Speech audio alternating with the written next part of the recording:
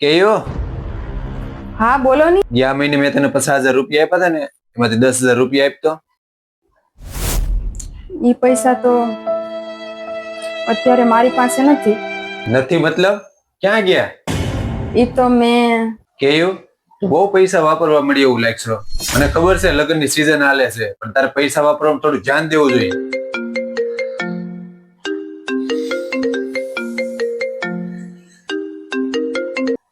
હાલો માં, હું કામમાં છું, પછી ફોન કરું.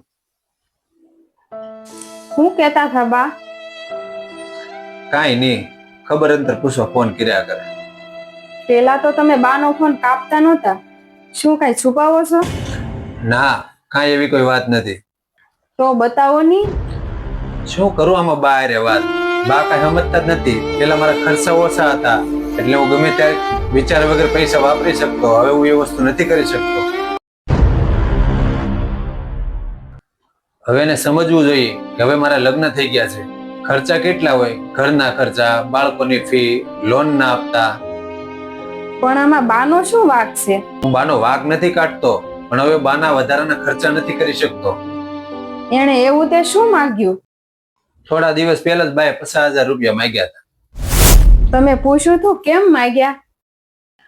એ એમ કહેતા હતા કે તારા મામા બીમાર છે તો તેને મદદ કરવી છે. તો તમે શું કીધું? કાંઈ નહીં, થોડા દિવસ ફોન જ ન ઉપાડ્યો. તમે આ બહુ ખોટું કર્યું. એક માને એના દીકરા પાસે બહુ આશા હોય છે.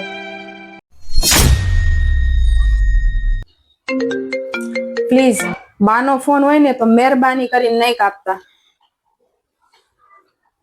હા બા.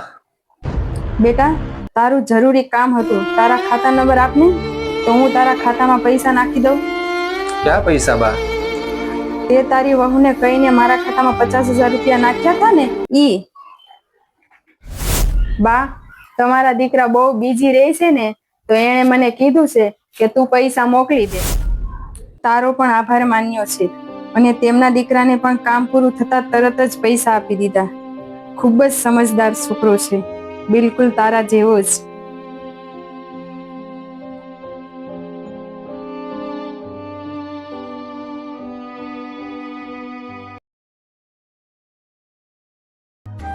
એક સાચો જીવન સાથી તમને સંબંધ સાથે જોડે છે, એમને તોડતો નથી.